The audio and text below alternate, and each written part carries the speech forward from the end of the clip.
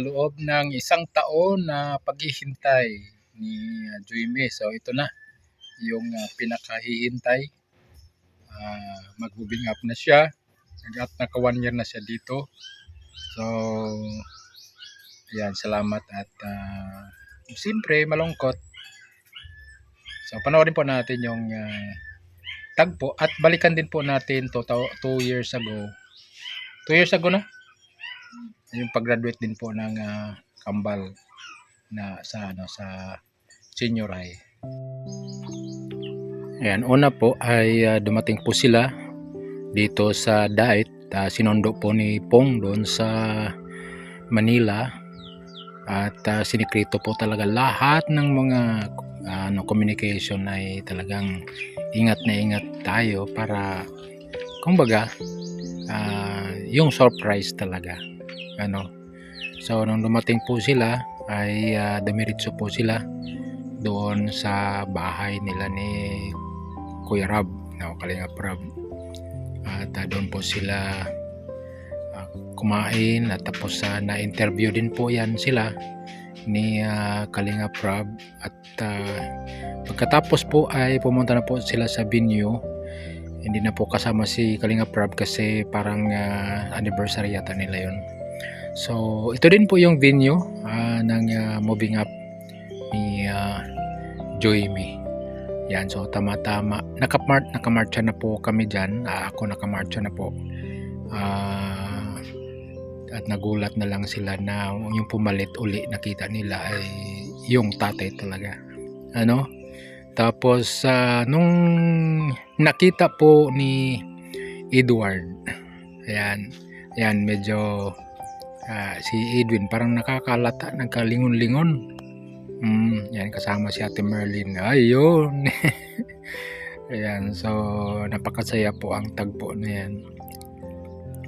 Then, yan, pinipigilan lang ni Edwin yung kanyang luha. Halatang halata naman eh.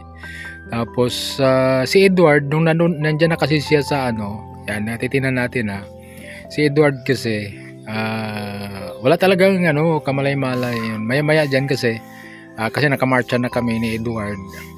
Tapos, yung nasilip niya na nandyan yung papa nila, mama nila, ay grabe na si Edward, din na mapigilan. Makita po yung luha niya, parang grabe ang pigil-pigil niya. So yan kasi parang nakahabol din yan, ganyan na sa tagpo na yan. Nakita niya nandyan sila si papa, mama niya, kaya makikita niyo po napapansin niyo po yung talagang emosyon ni Edward. Ganun po siya ganun sila kalapit sa kanilang mga magulang. Yan, kahit sabihin natin hindi biological father nila, pero nandun po yung pagmamahal bilang tunay na anak.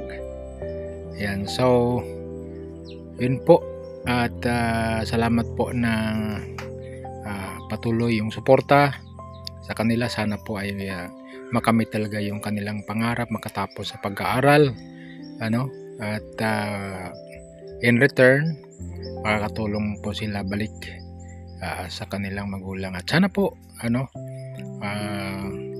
malapit na po ang pagdating ng mga resulta ng DNA test. So wag lang tayo mainip, hintayin na lang natin, darating lang din yan. And hoping, praying na maging positibo ang resulta. Ayan, so God bless po sa ating lahat. Enjoy lang watching. God bless.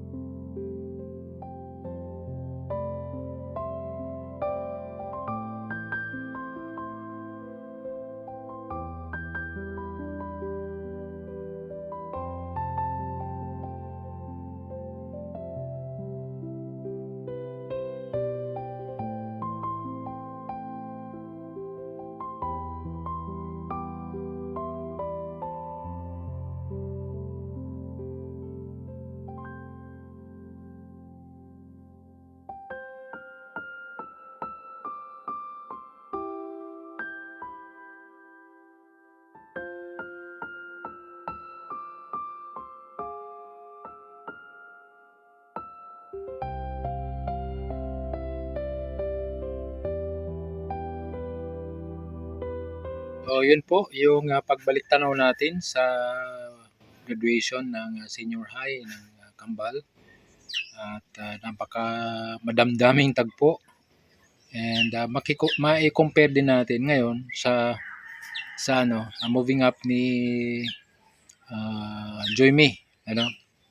So, tunghayan naman po natin yung moving up ceremony ni Joyme sa kanyang pagtapos sa junior high, then papunta na siya sa senior high.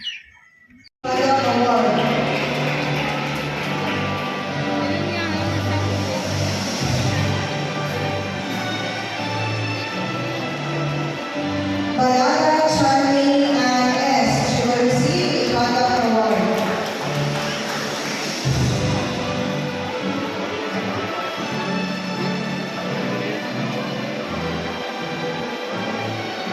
Bunavente Abigail G.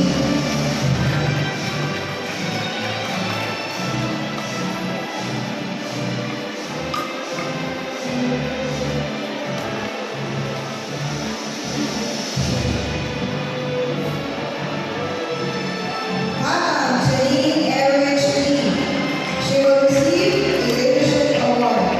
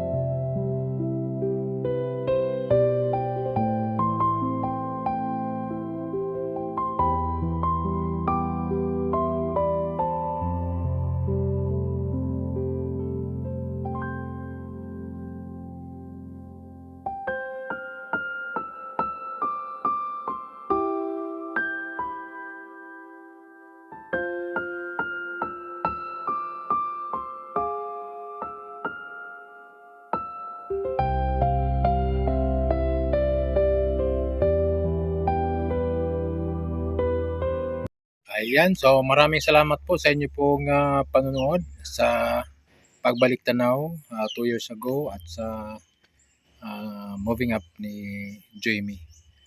So kung ngayon ka lamang po napasyal ng aking munting channel, please consider po to subscribe Dong Henry Couple Vlogs and continue to support Kuya Bal Santos Matubang, Ate Edna, Kalinga Prab at sa lahat ng mga Kalinga partners. God bless po. Bye-bye.